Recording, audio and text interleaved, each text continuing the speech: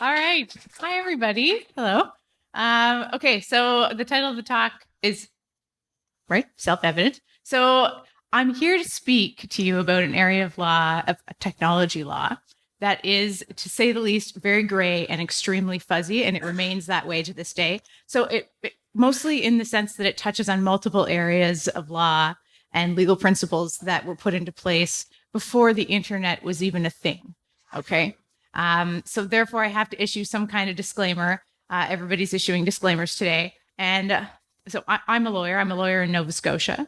And nothing on these slides is legal advice, because I'm going to say the annoying thing that every single lawyer you've ever met has said. And the answer is, it depends.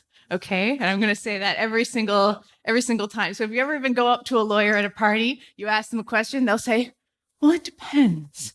That will be their answer for everything. And it means that they don't want to answer the question.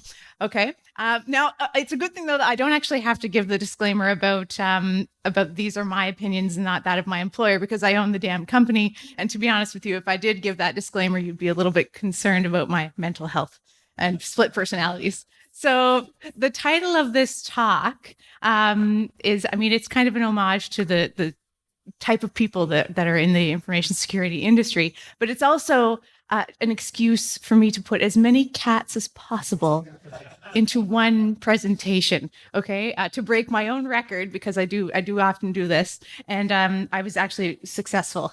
Spoiler alert. So why did I want to do this talk? I've actually given this talk before. I gave this talk at AltSecCon earlier this year because there was an incident in Nova Scotia where a young man hacked into the Freedom of Information website. Has anyone heard of this incident? Okay, so maybe a raise of hands just so I know who we're dealing with. Okay, so we kind of, people in the community started calling him the W-Get Kid, so if I refer to him as that. So he was this 19-year-old gentleman, just to give everybody a background, who was arrested in what was reported to be a very spectacular raid. There were reports of floorboards being ripped up and computers seized and all this stuff. I don't know if that actually happened, but there were reports, and I'm going to take it as gospel. And he faced prison time for unauthorized access to a computer when he downloaded approximately 7,000 documents from the province's Freedom of Information and Protection of Privacy Act website. Using their request portal. So this is a place where they would put documents for people to view. So what actually happened was that he just changed the URL and ended up having access to private information that he shouldn't have been able to access. And he then apparently downloaded the information, because why not? You discovered it, so why not download it? And I have to apologize. This stock photo is absolutely stupid and ridiculous. But the reaction to this story, to this kid, kind of ranged from like, oh, poor kid, to, oh, he's an underdog hero. And we kind of started calling him this W-Get Kid, which sounds vaguely superhero-ish. And I called him this in spite of the fact that he's not a kid. He was an adult, and he was going to be tried as an adult. And he also wasn't a hero. He was just a curious kid who discovered an issue and kind of dug a little bit and then dug a little bit more and then got himself in some pretty serious shit, to be perfectly frank with you. So the Halifax police eventually dropped the charges against this kid. It took a very long time, and one of my colleagues was actually directly involved in the case and in having them drop the charges. And I think everybody who is aware of the case and who's in the security community breathed a collective sigh of relief for their teenage selves who would have done exactly the same thing. Okay, and you know exactly who you are. So, but this incident and the reason, how this incident inspired this talk and my research into this issue is that it taught us about the reaction of organizations to learning that your organization has been breached. And it taught us that reaction is emotional and often very, very extreme. Okay. But if you think about it, this emotional reaction makes sense because the nature of the information is intensely private, especially in this case. We were talking about healthcare data. We're talking about reports, requests by sexual assault survivors. So this is intensely personal information that if found in the hands of the wrong people could be incredibly damaging to these individuals. So, and this is why the Nova Scotia government wasn't, and it was the Nova Scotia government who freaked out. This is why the Nova Scotia government wasn't the first data holder to absolutely totally freak out when they found out somebody had exposed a security vulnerability. Okay. The other thing that we found out, I found out in doing this research, is why these organizations are so quick to conflate innocent discovery with nefarious purpose. So there's that direct connection between the two of them. So there was a lot of speculation about the WGET kids' motivations, and I've kind of alluded to this. However, to outside observers, it seemed that it was just a how far does the rabbit hole go type scenario. And you can imagine yourself finding a similar vulnerability and saying, okay, well, how bad is this thing? And being curious about it. So you can also draw this analogy. You can also draw this kind of thread pulling sweater analogy, if anyone gets that reference. Now, I wasn't surprised by the story in the least, okay? People were pretty upset about it when it did happen, but I wasn't surprised because I have the pleasure of knowing many people in this community. My husband is involved in this community. I know that you're very curious people. I know that. I know that that's the understatement of the friggin' century. I know that you have a cat and mouse mentality when it comes to your work, and I know that that's necessary when it comes to your work, that's part of it. And also, I want you to just take a moment to think of the language that you use, okay? Honeypot, phishing, attack, breach, brute force. This is the language of games and war, right? So you have this cat and mouse mentality, you have this curiosity, and that's great. And I'm sure it makes you more effective at your jobs, but it also gets you into trouble with the law. More often than you probably would like to admit.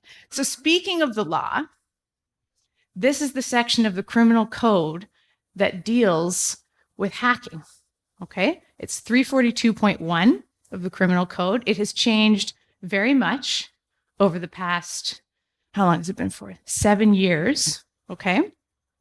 And what it deals with the unauthorized use of a computer.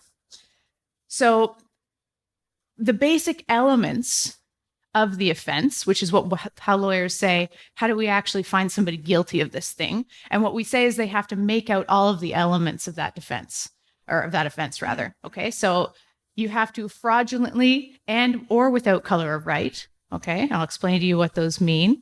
Obtain a computer service, intercept any function of a computer system, use a computer system with intent to obtain or intercept, cause mischief relating to a computer. We'll talk about that more in a second and what that means. Or use, possess, or traffic, or permit someone else to do so in passwords. Okay? So that's the basic elements of that offense. It's pretty simple, but the problem is that it's all simple when it's on paper, but then when it meets the nitty-gritty dirtiness of real life, it becomes very difficult for us to figure out where it should apply and how we should apply it. So Section 430 of the Criminal Code deals with that mischief element that was in the previous section. So Section 430 says is the specific one covering mischief in relation to a computer. The specific code number is 431.1, and the penalties are pretty hefty. Okay, it's mischief over $5,000 carries a maximum penalty of 10 years in prison.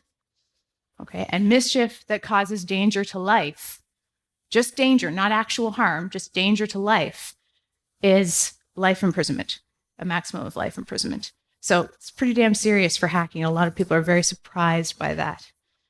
So it's pretty serious. So I came up with a Quebec example because the last time I did this talk, I was in Nova Scotia, and I thought you guys might be curious to see how these provisions have been dealt with in this province. So federally, the criminal code, it is dealt with the same because you have a different legal system here in Quebec in relation to non-criminal matters, but in relation to criminal matters, they're dealt with very much the same as the rest of the country. So in this example, in this RV Saint Martin case in 2012, and obviously this is kind of the early days of this legislation, so this is like the initial interpretations of when this legislation came in. A police officer used a police computer to obtain private information relating to the spouses and former spouses of women that he was either dating or wanted to date. I know it's bad. It was very bad. So he didn't actually hack the computer per se. He didn't actually, take any effective measures to break into any system. But he did. He was found guilty of unauthorized access of a computer because he used that information for non-police purposes. So, and that was one of the first interpretations of this without color of right thing. And we're going to go into it a little bit more if we don't get too bored. But he basically was found guilty of unauthorized use and access of a computer because he didn't have the right to use that information, to access it first for non-police purposes and then to use it for non-police purposes. Okay. Now, as a funny side note, and I found this incredibly hilarious, the interpretation of the term fraudulently and without color of right in Quebec is actually based in a case where a man was found guilty of having stolen a rocking chair. And he stole it on a drunken night of debauchery. And his defense was that it was totally a prank and they were going to return it in the morning. That defense failed. Okay. So another area where the law has developed on this point, and I'm trying not to get too much into the weeds on this. I'm just kind of giving you some interesting tidbits about what the law has done, because I'm told that these talks can be potentially interesting because lawyers are really just another form of hacker. I'm not sure if you agree with that or not, but I mean, basically, we look at the law and we figure out loopholes and all these things. I don't know if that's true, but whatever. I'll take it as a compliment. So at the time of the police officer case, the one we just talked about, it was illegal to access a computer without authorization, but the law hadn't yet advanced to cover theft of data. Okay. And in this case, in R v. Moore, so the Queen v. Moore in 2015, Moore told his girlfriend he would fix her laptop. He then took nude images of her from that laptop, so from her hard drive, which she thought had been deleted. And when they broke up, he put the images on the internet and spread the URL around her workplace. So this is your classic example of revenge porn, okay? So one of the questions in this case was whether or not her data had been stolen. One of the problems with how the law grapples with these questions is that it depends very heavily on how lawyers, people who are notoriously slow to adopt or understand technology, it's how they interpret the technology in relation to the actual offenses in the criminal code. So in this case, the Crown attorney, who was probably somebody who still wrote things on paper on a regular basis to submit them to the court, had framed it in terms of the theft of the data instead of breaching the provisions of the criminal code in relation to hacking. So, and of course, then you have the Crown prosecutor, and I don't want to be ageist, probably a much older person. Then you have the judge, who is probably a much older person, trying to interpret, well, okay, this data was stolen. How do we deal with these provisions of the criminal code? Is it theft? Well, we have an understanding of theft. And the understanding of theft is that you take something from somebody, thereby depriving them of that thing. And that was exactly how it was put to the judge. And that's how the judge understood it. And that's not what happened. She wasn't deprived of that data. It wasn't taken from her computer. It was copied. It was copied and put somewhere else. So this guy actually got off, not because the law wasn't there, but because the understanding of the technology and the interpretation of the legislation in that context wasn't there because the lawyers weren't able to understand. So he was found not guilty of theft of data and not charged under the criminal code provisions. All right, so basically a technicality, but still, it was a very meaningful development because what it meant is that you couldn't be found guilty for theft of data. Okay, it's since developed, but it was a very discouraging case. The worst part about this is that this very year in 2015, this is when the criminal code provisions regarding revenge porn came in. But because the offense had happened significantly before 2015, they couldn't even catch him with that. So he couldn't have been found guilty of distributing an intimate image without consent because the offense had happened before the law was there. So he got off completely scot-free for being a total jerk. All right. So, but things have since changed. So our interpretation of the theft of data has caught up with a normal person's understanding of what data is, that it can be copied and still be stolen, even if you're not depriving somebody of that data. So the current state of the law in Canada, to sum it up in terms that non-boring lawyer type people can understand, is if you hack into someone's computer or access it without their permission, even if that system is horribly insecure, even if they deserve it and should know better, even if you're doing it to prevent bad people from exploiting the vulnerability, you are still breaking the law, which is kind of intense. This is my favorite headline in the world, and the internet never disappoints. I think to get this headline, I put into Google like dangers of hacking or something just to see what would come up for fun, and this came up first, and I was like, that'll do. So the point is hacking is being taken more seriously by the general public. That's why I wanted to show this to you. And you're all more aware now than ever that hacking is in the news, that large data breaches are published by reporters and scrutinized by reporters, which the coverage is often hilarious. And this may seem a little bit extreme, but I want you to consider for just a second the fact that I am 23 weeks pregnant right now, okay, with my second child. This is my first child right here. Okay. And when I gave birth to my first child, I opted for the epidural. Okay. And that's a drug infusion pump. We've all talked about drug infusion pumps and how they're very scary because a drug infusion pump, and not many people know this, but it's generally a fentanyl drip. Okay. That's the drug inside of it. It's a mixture of other things, but the good stuff is the fentanyl. Okay. So the interesting thing is, I made some observations as they were bringing this in and rolling it out, is that the drugs are locked up. So the drugs are locked up away until the anesthetist shows up, but the device is completely unlocked and it has a handy little USB port on the outside. So, and devices similar to this one were found to obviously be very vulnerable to remote code execution and man-in-the-middle types of attacks. And my spouse, who knows about these things, thought that this was an ideal time to point this out to my anesthetist and speak to him about device security. So under the current provisions, and this is how the law has changed, under the current provisions of the criminal code, someone simply accessing this device or attempting to access the device would be a crime. Okay, so they don't actually have to successfully access it. They can attempt to access it, even if they're just curious, even if they just wanted to play with it without permission. And prior to the changes in the criminal code since Mar, and since the other cases we looked at, that they would have to actually cause harm to that person. So somebody would have to either die or experience some kind of pain, or the fentanyl would stop working, and then you'd experience natural childbirth, and that would also be awful. But the point is that the law has caught up with the fact that merely accessing is a crime. And that all sounds very extreme, but there's obviously a reason for this. Because causing direct harm simply wasn't cutting it.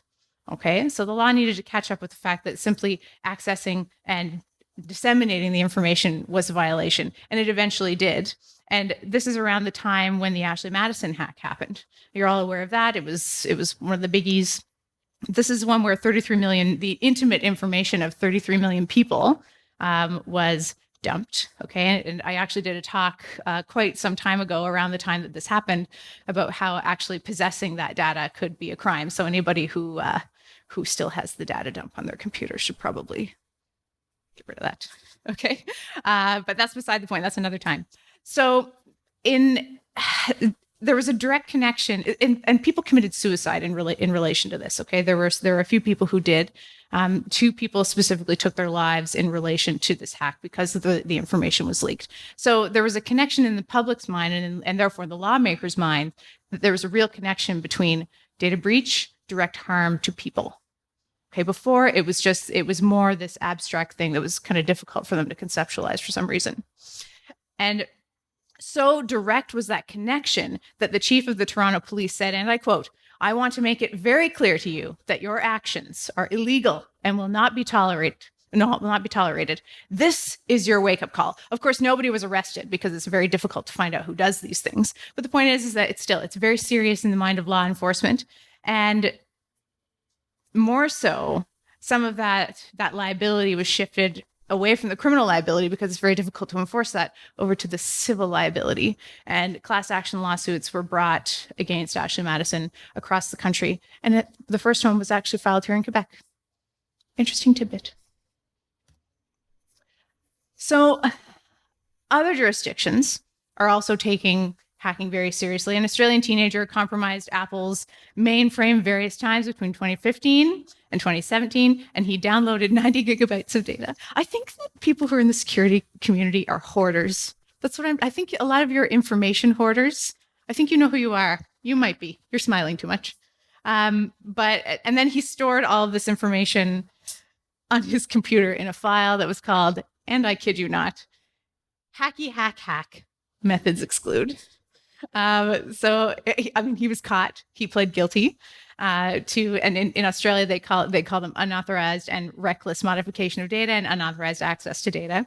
And the judge called his offense very serious and referred to it as a sustained, sophisticated, and successful attack on the security of a major multinational corporation.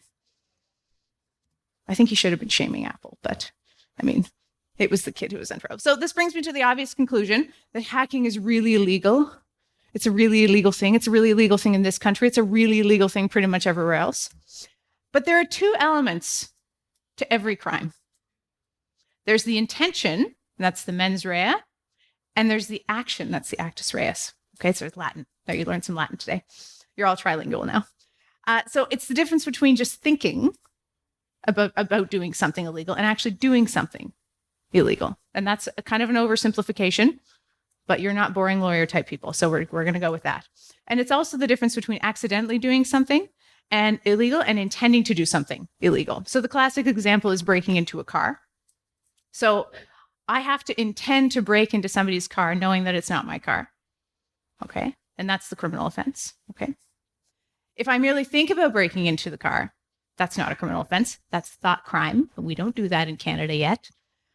But then there's also, I can break into my own car because I'm allowed to do that. I'm allowed to break into my own car. I might look very suspicious while doing it. I might get arrested while doing it and then released later on, but I'm allowed to break into my own car. It's not a crime. So this is an important distinction between the action and the thinking, especially when we talk about the WGET kid. Okay. So he accessed information that did not belong to him, that he shouldn't have accessed, but did his actions rise to that of criminal activity? So the intent elements of the anti-hacking provision, this is where you're all kind of coming to law school with me, okay? So just bear with me. The intention element is fraudulently and without color of right. That's the intention piece.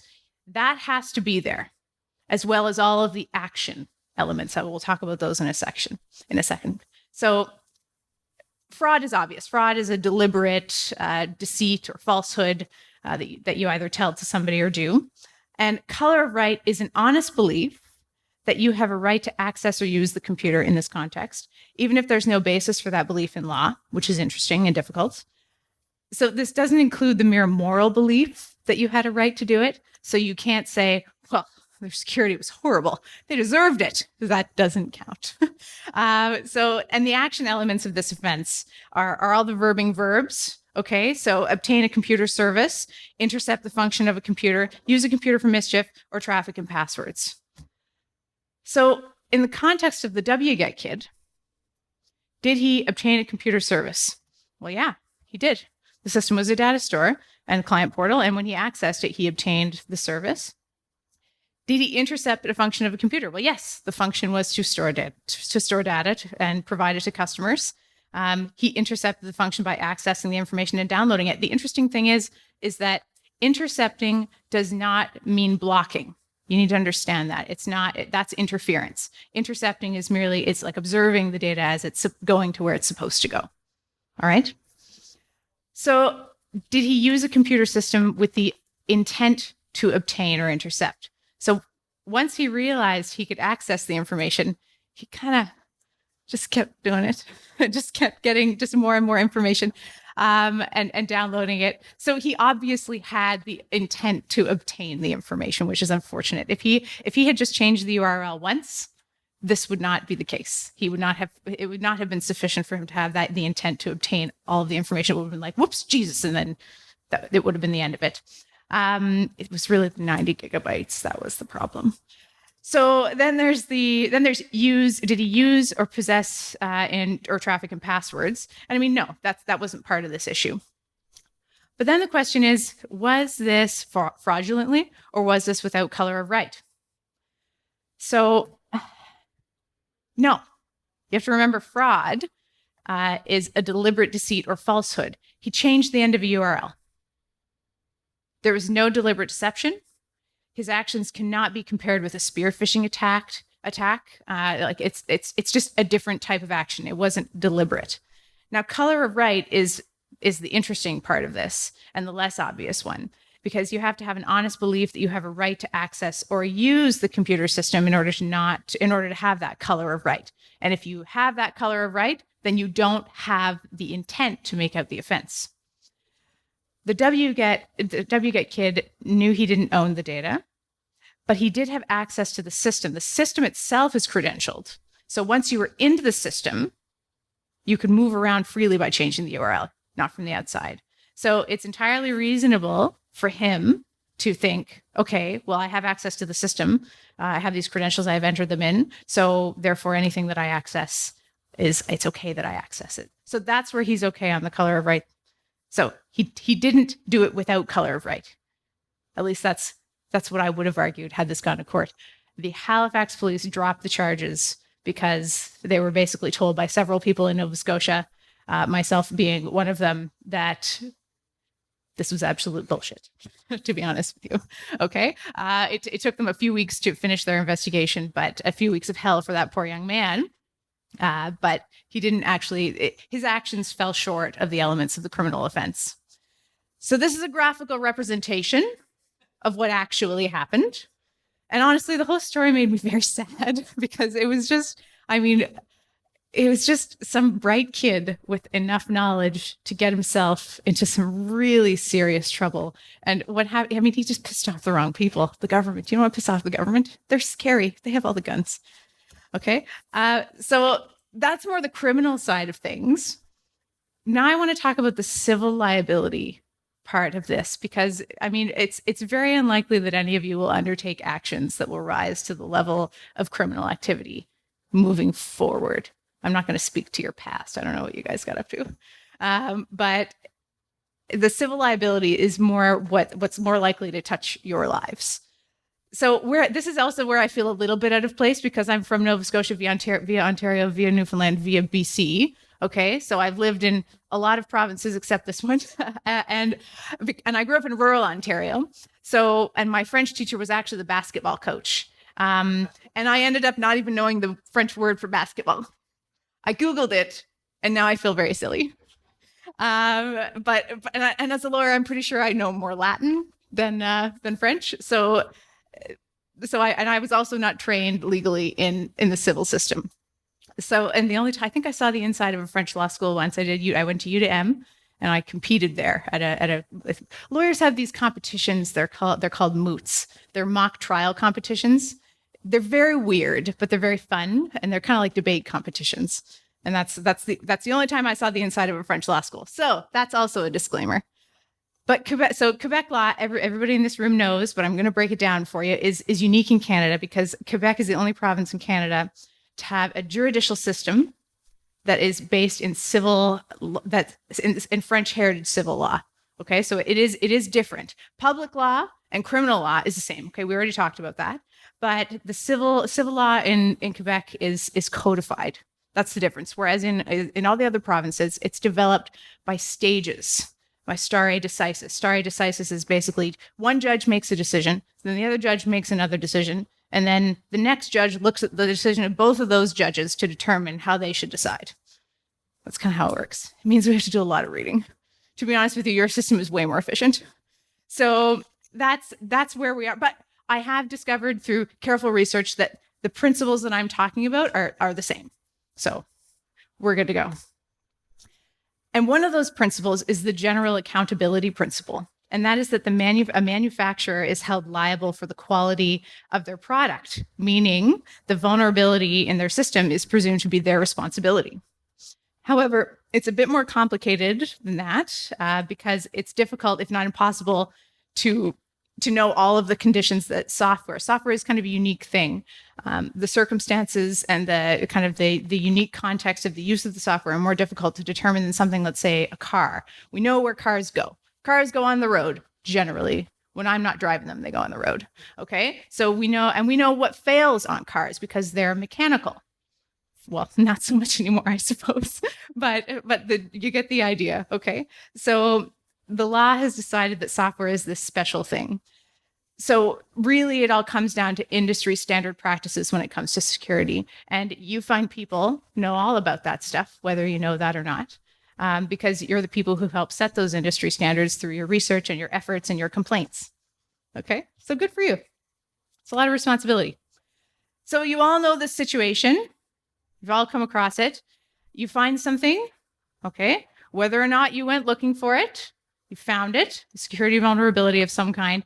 Now, how do you deal with it? What's the actual practical steps that you can take to deal with it? So you have two options, essentially. Privately, so to the company directly. I'm talking about third parties. So this is a company that you don't work for, okay?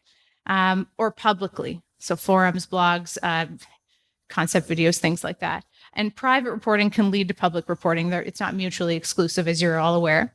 And to be honest with you, I've noticed that public reporting is actually more popular than almost anything else because you can put it up on a forum, have other people validate it, and then the company can either discover that independently or someone will ship it off to them. Some good citizen will ship it off to them. But so choosing between the options is actually quite difficult. And I don't know how many people have actually been in this situation. How many people have been in this situation where you've been kind of poking around and you found a security vulnerability in someone that wasn't your employer? You can admit it to me, even if you haven't retained me. It will be kept confidential. Okay, so not many of you, but quite a few of you. So choosing between those two reporting options, which, like I said, aren't mutually exclusive, can be difficult because you don't have a codified system of ethics. I mean, certain of you have taken courses that require you to subscribe to a system of ethics, but we'll talk about those in a second. So the vacuum that's created when you don't have a codified system of ethics for your profession is filled in with the law, the regular law, because people need some kind of method to resolve disputes, to determine where something bad has happened. So people reach for legal remedies when they feel as though they can't solve problems themselves. That's what the rule of law is. Okay. And when people lose faith in that, anarchy results. So in an area where there's little to no guidance, on those who feel threatened overreact. And I'm not talking about you guys. I'm talking about the people who are receiving these reports. And they reach for legal remedies to protect themselves. One of these examples was first state superannuation. So in 2011, so this is a long time ago, this is one of the early examples. They could see other people's accounts by merely changing the URL. So sounds familiar. And here's an excerpt from their angry letter. Don't read it. It's a lot of text. I've summarized it for you. Okay. So the person who reported the vulnerability received this letter, okay, despite the fact that he or she made this disclosure in good faith, hoping that they would fix their security issues because it was so blatant then. So the good thing is that it's now pretty much standard industry practice to reward people for reporting these types of vulnerabilities. To even pay them, okay? And companies actually have competitions and things like that. You're all aware of that stuff. But it all depends on how the company reacts, okay? So, and they're not required to act in a happy way. They can react however they want. And often they react like this, okay? This is, and you have to remember that you're dealing with people who, first of all, don't understand what the vulnerability is unless it's explained to them properly. And they're also people who exist in the world of that 5 ways hackers could kill you headline, right? So you have to remember that this reaction, this is the emotional reaction we're talking about. So how do you protect yourself? So ethical hacking, as it's performed with the permission of the owner of the system, and then you discover a vulnerability doing that, is part of an information risk program. That's fine. That's all fine. You can do that because you have permission to do that. And there's courses in these methods. Many of you have taken them, like CISSP as one example. I don't know how people feel about it. I just recently learned that some people do not like this certification and they think it's bupkis. Is that true? Yes? Bupkis? It used to be marketed in its high end. Gotcha. And thus was marketed towards lower level and inappropriate people such as engineers and analysts. And so they became very upset because it's not an analyst or engineer certification. Gotcha. Okay. So that's actually very helpful. That makes a lot of sense. People who weren't managers are being told to take it and then go study and go, this is all crap. Okay, so that makes sense. So bupkis, potentially. However, okay, good. All right. But I'm still going to use this as an example because I think that they're all the same in terms of, and it's interesting that you use the word marketing, okay? Because this is a registered trademark, and that's important for several reasons, okay? And actually, the Canadian trademark was filed in 2003 by the International Information Systems Security Certification Consortium, Inc. And that kind of makes it sound like their CEO looks like this guy. Yeah. I really feel like I missed an opportunity for a Halloween costume this year. Like I really did. So the trademark was registered in relation to services. Okay, trademarks are they protect brands of information of services or products. Specifically, it was registered in relation to the provision of information security by professionals certified by ISC and the development and implementation of strategies, policies, and procedures relating to information security. It was also registered as a certification mark, which makes it a very special kind of trademark, because a certification mark is a mark where the use of that mark is, where the owner of that mark, rather, has the exclusive right to license that mark out to those who meet certain criteria. And the certain criteria have to relate to the character or quality of the goods or services, the conditions under which the goods have been produced or the services performed, classes of persons who can provide the services, and within an area where don't worry about the last part, it doesn't apply to this.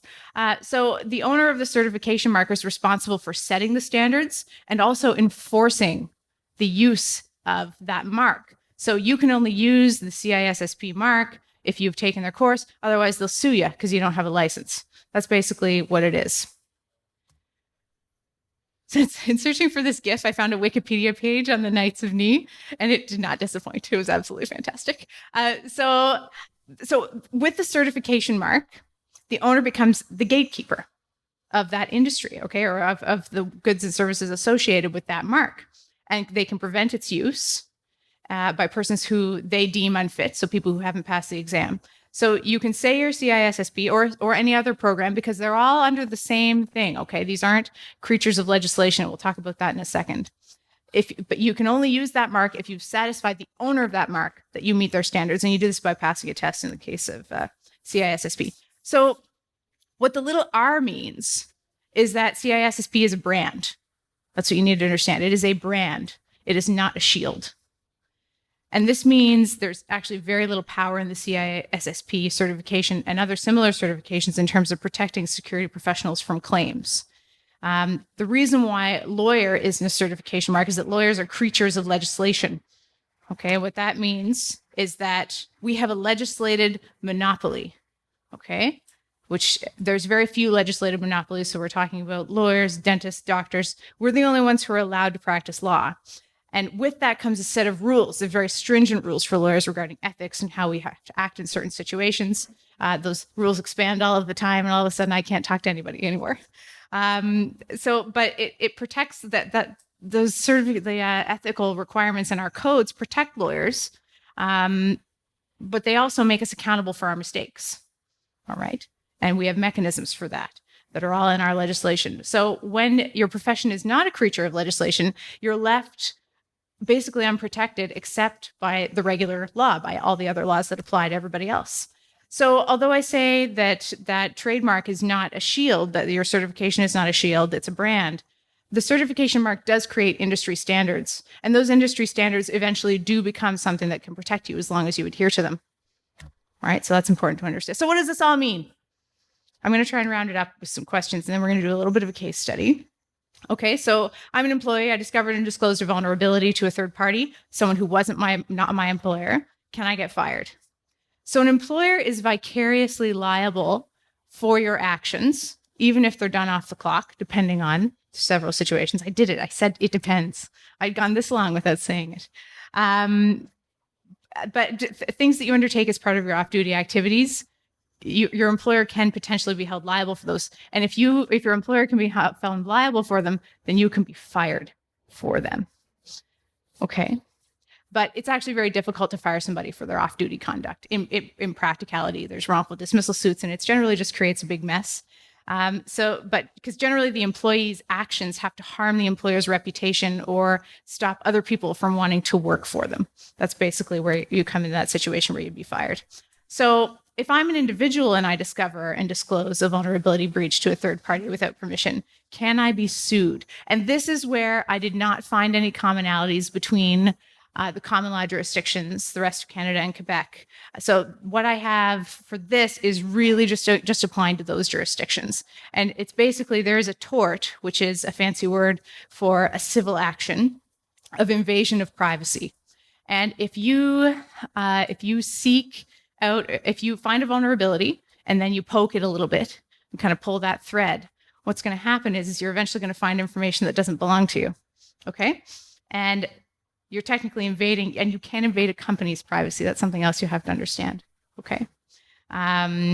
So if you do that, you can be found liable of the tort of invasion of privacy. And basically, your actions have to be intentional, which includes recklessness. Okay. So it's not just, oh, I did this thing on purpose. I discovered all this information on purpose and I found all of it and I stashed all of it. It's, well, I figured there was quite a bit of information, but I didn't really count it. I don't know how much there is. You're just reckless to how much information you found at that point. It's the same thing. Okay. You have to have invaded without lawful justification the privacy of that individual. And a reasonable person would regard the invasion of privacy as offensive or causing stress. Okay, so but there is actually limits to this, because in Ontario and Nova Scotia, it's really only been applied in situations where it was health card or financial data that was taken, and the damages actually max out at 20 grand, which in the grand scheme of most lawsuits really isn't that much money. So if you're self-employed and you have a company, can my company be sued in a similar situation? Yes. That's it. So let's do a case study. So this was an actual case. This was an actual client of mine. And I have this person's permission to talk to you about this, but I've changed names anyway. They were okay with me using their name, but I didn't want to do it. So I've changed all the names to funny names. So what happened was my client was having a house built. He logged into the builder's online portal and noticed that he could view other customers' information simply by changing the URL. This is all sounding so familiar. So familiar. Okay, they sent this nasty letter. You can read it or not, but I'm about to change the slide very quickly. So they requested I'm just going to give you a summary of it. They requested the return of all the downloaded material and for the person to provide confirmation satisfactory to big construction company that the person deleted all downloaded material from any devices owned or accessed by the person by a deadline. Okay. They then barred the person from accessing the customer portal in the future. Now, I'm a professional. Okay, I know that I've been telling jokes up here, but I like to consider myself to be a very professional person of the highest integrity. But when I get a letter like this, that just is so blatantly unreasonable, I just like, this is my initial reaction. And we couldn't just respond by sending this photo. You can't just email photos of cats flipping the bird to people. So we sent a letter Okay, that's always lawyers respond with letters. We love letters. We email. We turn them into. We write letters in Word. We turn them into PDF, and then we email them. Don't ask me why. Don't ask me why. We just do it. It's just madness. And in this letter, we said your website was inherently insecure. There were no security protocols preventing access between user accounts. Any additional accounts were accessed merely to confirm the vulnerability, the extent and the nature of the vulnerability. And the client was an authorized user, and there was no user term preventing them from changing a URL. And I'm talking about the actual terms of use on the website. They'd alleged that this individual had breached them. And the client felt an ethical obligation as a person who worked in this space to report, to discover and report this vulnerability. We also pointed out that there was a certain irony in this situation because had this person not informed Big Construction Company of the issue, a person with more nefarious purpose may have gained access to the system, causing Big Bank to incur significant costs while risking damage to their reputation. We suggested that rather than an attempt to scold and intimidate this individual, Big Construction Company ought to be thankful the vulnerability was discovered and the extent of it confirmed before a serious data breach actually occurred. And in response, nothing. Crickets. Mostly because taking these things any further than a little bit of posturing and a few nasty letters back and forth is really impractical.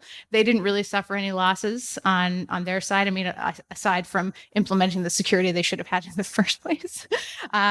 So there would be very little damages for them, so they wouldn't chase anymore. And the tort of invasion of privacy could apply if there was financial information. It just wasn't worth it for them to pursue. And that is often the case. Okay. Now, this is obviously criminal liability aside. Obviously, that was threatened, but certainly no criminal charges were brought, thank goodness. And as a side note, we have no indication that Big Construction Company reported this breach. So they're bad. They're bad kids. All right. So this is my favorite thing, mostly because it's accurate.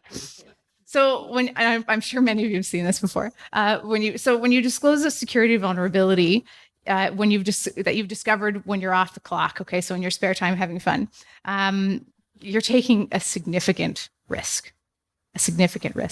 Maybe your insurance will cover you. So many of you have professional liability insurance, especially if you have your own companies or consulting services. You probably have some kind of insurance. If you don't, oh my God, you should. But I mean, are you sure that you've complied with all the industry standards? Are you absolutely sure that your insurance will cover you in that type of scenario? Do you really want to explain this to the police or your boss if you're an employee? The risks are there. And the reality is that when you discover and report a vulnerability, when it's not your job and you don't have permission to do it, and even if you're inside your company and you report it, when you weren't really authorized to be poking around, you're putting yourself at risk of reactions like this, significant risk of reactions like this. So without solid protection, you're at the mercy of multiple areas of law that existed even before the internet did. It's actually very unclear what would happen in certain scenarios. So the risk is significant, which leads me to this wonderful and succinct takeaway. If you're good at something, never do it for free. All right. Thank you for listening, everybody. Thank you. I think I have time for questions. We have a mic coming around. There are questions.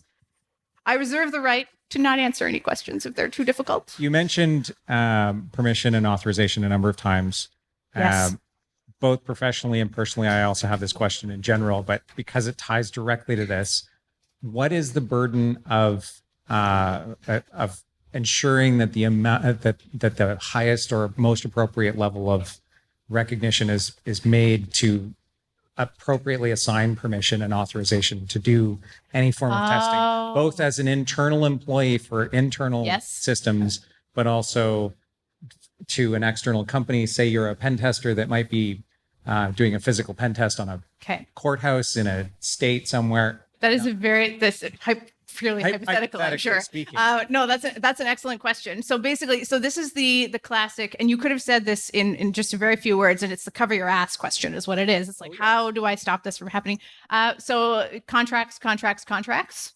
So in terms of you being an independent pen tester, which many of you probably are, you need to have contracts that outline not only the nature of the work that you're going to be doing, potential outcomes, limiting your liability if there's any issues, especially because depending on the scope of that pen testing, I've drafted a few of these contracts, and they're extremely difficult to draft because the problem is that you're joining in parties that aren't actually parties to the contract because you have privacy concerns of other people involved in pen testing, depending on the scope. So you limit your scope first, and then make sure that the scope is very, very clearly put out.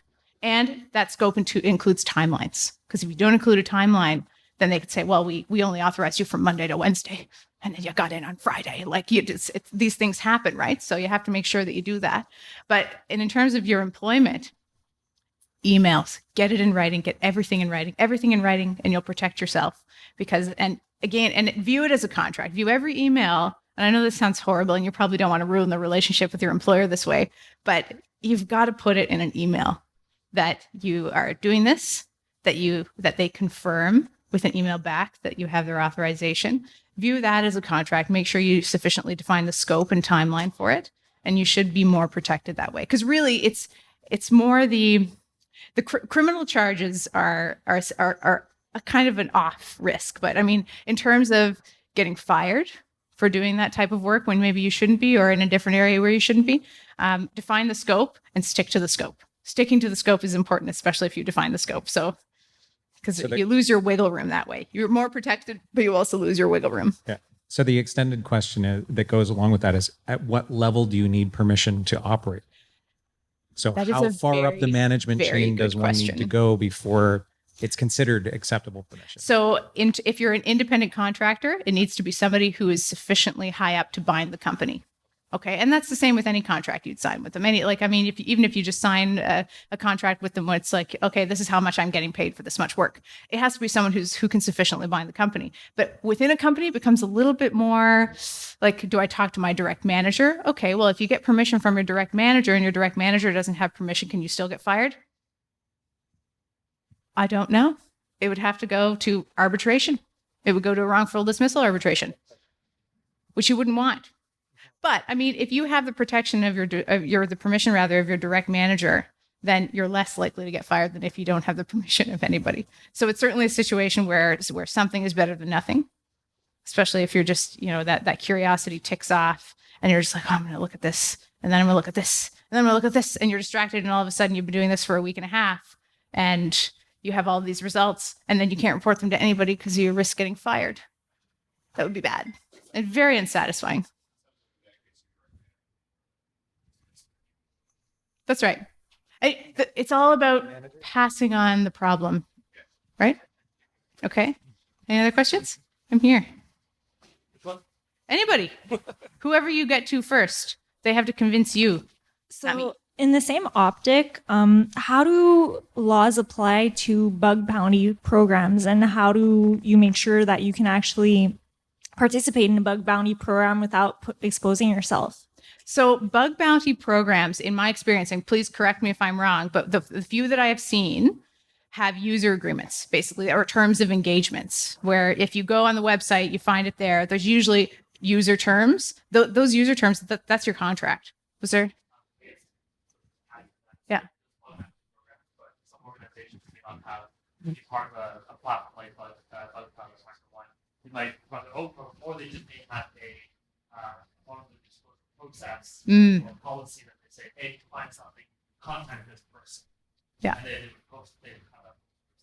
So it's kind of on a spectrum, right? So at one end of the spectrum, you have clear permission. I have been contracted by the company. My contract is solid. And it's very obvious that you do. And then I have nothing, and I just found stuff and I reported it to them.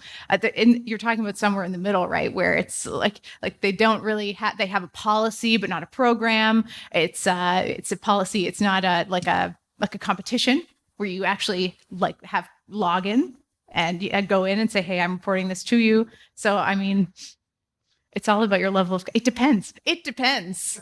It's all about your level of comfort, right?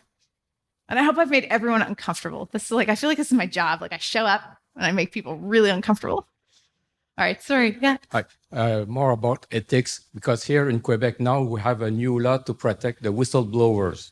Yes. So there's a fine line about saying that there's a vulnerability or something there versus whistleblowing. That's right. So whistleblowing, and I haven't reviewed the Quebec legislation, I have to say, whistleblowing protects people from within organizations. So if you are within an organization, you report a security vulnerability, you would be protected by whistleblower legislation, which is excellent, and it needs to be robust. But if you are a private citizen and you discover it voluntarily on this off the clock scenario, then the whistleblower legislation doesn't apply to you. It doesn't protect you. Maybe it should. Talk to your MP. Any other questions? Yes. Hey, so through the course of some side research that I do that involves a lot of discovery and mapping across the internet, I accidentally stumble across a lot of things that shouldn't be exposed to the internet that are actively open with no security and soliciting connections. I send out a couple of middle finger cat responses a month because I get harassed a lot, but there's no way that they could actually identify who I am. So I kind of brazenly. Well, that's the shoot back. practical limitation to all of this. What's that? First, they have to find out who you are. Oh, yeah. Yeah, it's great. I mean, don't shield your identity. Right. And so I go, That's hey, unethical. just trying to help. And, I send back a nice block of text like, hey, you're going about this the wrong way. Just trying to help. Here's your problems. Middle finger cat. What protections do I actually have in those scenarios? And that I had no intention to even access them for any purpose. They were just out there floating at sea and I accidentally hit their boat. Well, it would first of all have to be determined they actually were just floating at sea. And, Sure. And this kind of goes back to what we were talking about earlier about how you have a bunch of people who are unsophisticated in these things, making the determinations of how the law should apply in these scenarios. Right. So, I mean, I know that's kind of a non-answer, but the problem is that you have to show that it's actually floating at sea. Sure. And it's Like the similar to URLs. it's floating similar at to sea. your roofer Small buddy. sea. Yeah. It was like that. Like all I Yeah. did was just access the standard port for a web server on an IP address, and I got access to, say, a hydroelectric dam, which is not an exaggeration. That's absolutely it's- frightening. Right? Yeah. Did And you it's- close your computer and leave the house? No. At that point, that's what I would have So done. the first time I did, and I freaked out, and Yeah. well, it wasn't even on my computer, but yeah. And then I let a month go by, and then once I started to realize this is extremely common, I of course was less freaked out about it, Yes. and took it upon myself to start alerting these people. Well, you're Hey, very brave. They're stupid. Well, I mean, they're stupid and you're brave. The So- jury's still out. So I mean, like, in terms of your protections, there really are none. And that's your only protection is that you may not make out the elements of the criminal offense. And we're talking about criminal liability right now. Yeah. But if you don't make out the elements of the offense rather, I really need to stop confusing those words, of the offense, then I mean you can't be I'm pretty much criminally charged. Well, you can be charged, but you can't be the only hope found is guilty. convincing the court I'm not a bad guy is what you're saying. The thing is that while at the same time as public sentiment is like, hackers freak out, it's also like, holy crap, this person was a good person and reported this data breach, and now you're doing what to him? Like people generally respond, like it's kind of, to be honest with you, and when this happened in Nova Scotia with this young man, it seemed like it was a 50-50 split, right? Between people. I mean, I obviously didn't take any polls or anything, but it did feel that way, that it was a 50-50 split. People were very divided about it. Right. I think the split But- there was that he actually did access the data He knowingly and perpetually, He did. whereas this is me just going, oh, He was that's a not good. dam, and then moving on. I'm not saying what he did was right, sure. but I am saying he didn't need to go to jail. In my for case, it. I'm not pushing the buttons. Well, see, Good. if you're not pushing the buttons, then it's easier for you to make out Right. a defense to the offense. That makes sense? Yep. Thanks. Welcome. Anybody else? Oh my God, free legal advice. No, I'm kidding. I'm okay. There's a gentleman at the back in a red shirt. There he is. He's waving at you. Thanks. I was wondering if you could just speak to So, for instance, there's the OSINT missing persons CTF that's going on right now. I've personally done some work doing OSINT before, found some interesting systems where you can just search stuff, seems freely available, doesn't require a login, it's run by a government. Is that dangerous? Should I stop doing presentations about it? I don't want to hinder anybody's security research. That is not what I want to do. I just want to make you more aware of the fact that the general public, the big world out there, first of all, they don't understand what you do. Okay, that's the first problem. Second of all, what people don't understand, they're absolutely frightened by. All right. So what you're doing is like, what exactly are you doing? Like, can you give them the microphone back? I feel like so. It was scenario. literally just sort of taking the idea of we got a person's name and black box testing, dig into their life, see what we can find out about them, going deeper than social media networks to court cases they might have been in because those are public information. Well, as long as the information is available publicly, then your civil liability would be very limited, right? All right. And Because- how does that work across borders? Just very complicated Can we talk question. about jurisdiction? Can we talk about how countries are different first of all, don't go across the border with any of that information. Yeah. Okay. Second of all, I don't know. I don't know how they treat that in the States. Okay. That's fair. I'm free to admit when I don't know things, and I definitely don't know that. But I wouldn't risk it either. We had permission from the person in question. I don't know if that changes anything. It but, does. It does change that. I don't know. He didn't know This is he getting gave into us it depends scenario. All right. Fair enough. Definitely an it depends type scenario, which is not the same as I don't know. Thank you. All right, you're welcome. Does anyone else have any questions? All right. Yes? Just to comment on the borders situation there, if you're accessing data in the States from Canada, that public information, for the most part, if you're talking about like property deeds and things like that, is public information provided to U.S. citizens. And given that you're not a U.S. citizen, you do have inherent risk in that you are not the intended person to access that data.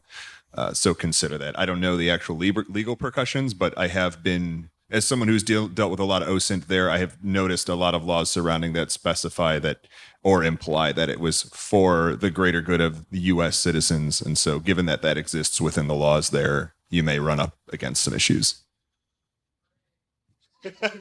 It depends. It depends. It depends. All right. So that's it. Thank you, everybody. Thank you very much.